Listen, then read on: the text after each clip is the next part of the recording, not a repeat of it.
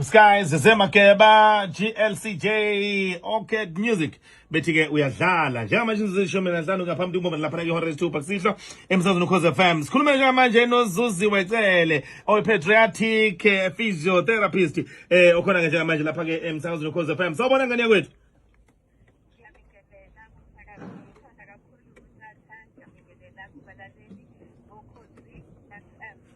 Makai. Hey. Yebo siyabonga bakithi ukuthi ube ingcenye yohlelo ngane wethu awusichazele ngomsebenzi wakho njenge pediatric. Niyazama Ukhozi nozama Mseleko. Ukhozi FM luhamba phambili.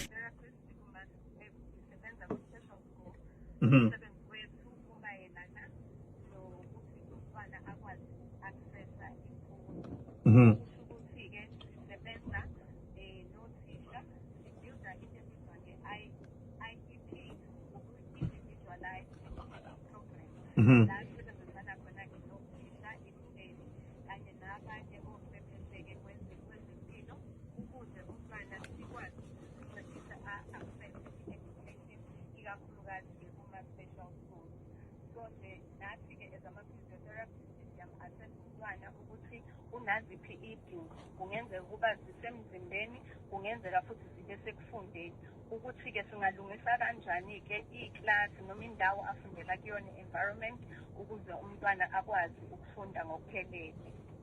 So ikole njengomezini Lincoln Special Schools zehlangana kulezi ikole ezivamile.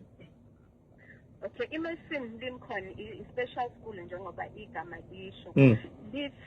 Isikole sethu ke sithi umntwana ngoba kwesinye isikhathi kungenzeka ukuba ukhubazeka komqondo noma ukhubazeka ngokomzimba umntwana kungenzeka ukuthi yena uzizwa engafisi ku-mainstream noma i-environment akuyona kwi-mainstream iyona engamvumeli ukuthi a-access i-education. Ngenza isibonelo nje umntwana ophuke umlenze yena ufunda esikoleni siyi-double story lo mntwana akasakwazi ukugibela phezulu a-access i-education ube sethi kuhulumeni cha unayo umntwana ilungelo lokuthi esikoleni afunde wabe uhulumeni esakha-ke schools abizwa ngokuthi ama-special schools. Ama-special schools-ke nawo ahlukene ngokwemkhakha yawo ngoba khona amukela abantwana abanokukhubazeka emzimbeni kuphela inkinga emqondweni. Kube khona ama-special schools amukela abantwana abanenkinga emehlweni noma abangezwa noma banenkinga emqondweni abangakwazi ukufunda ngokuphelele. Abazali kuphi la kufanele bakwenze wemacele mangabe kubonakala sengathi umntwana wabo mhlawumbe noma abantwana babo ikakhulukazi babesola nje ukuthi ngathi impela kuthi yakanakekele ngokukhethekile lo. Ngeke ngingakusho lokho.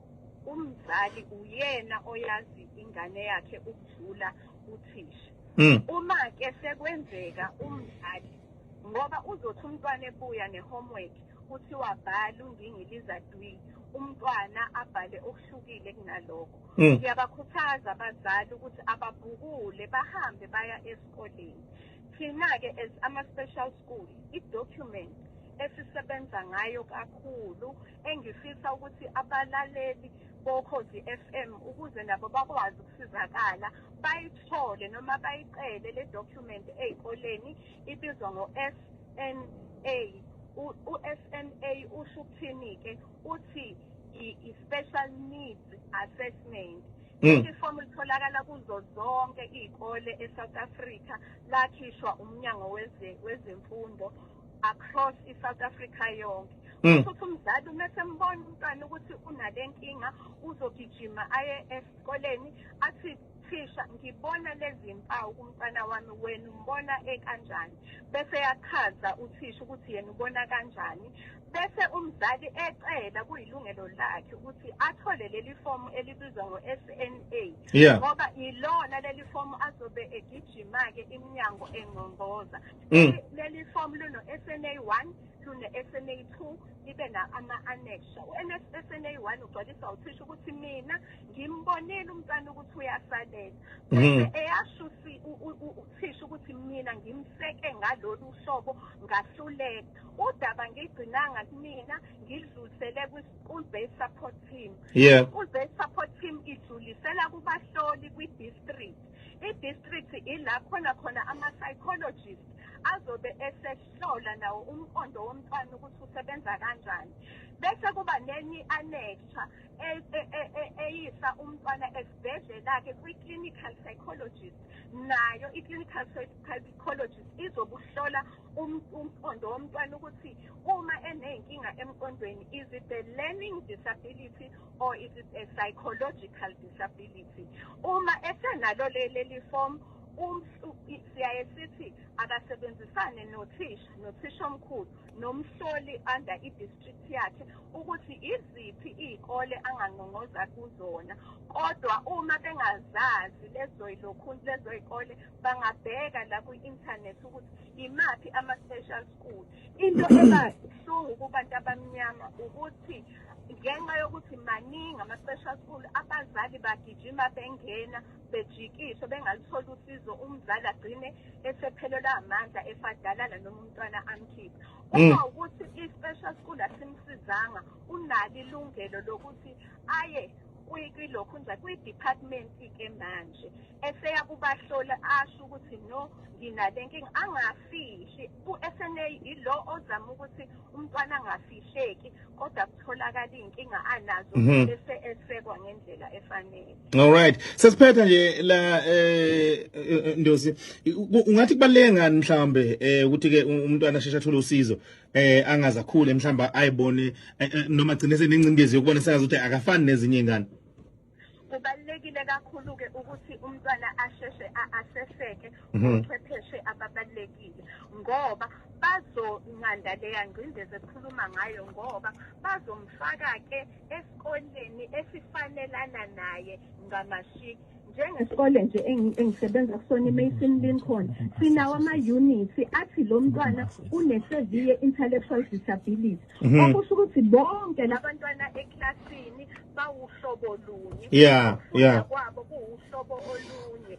Lokho kuyamsiza umntwana ukuthi angabi sesimeni sokuthi ahlekwe noma naye azizwe engasabalulekile njengodadewethu uMaZulu oke wakhuluma ukuthi waze waba nemicabango yokuyibulala. Esikoleni sethu sibonile kakhulu abantwana bephuma ku-mainstream beza kuthina, umbona umntwana esehleka ejabula ngoba uyambona ukuthi usefakwe eklasini elimfanele. Siyaye sithi uma sim-assessa thina sichazele umzali sithi mzali siyamkhipha kuleli klasi simfaka ku-special need ngoba asifuni ukumfaka kwi-swimming la azozika khona, sifuna ukumfaka eklasini la azophakama khona naye akwazi ukubhukuda ngoba amanzi awafakele wona lingana yena. Kuyezwakala dadewethu, kuyezwakala. Mhlawumbe sesiphetha nje udadewethu umntwana la besikhuluma naye uMaZulu uNokwanda, mhlawumbe ikhona indlela enisengamlekelela ngayo?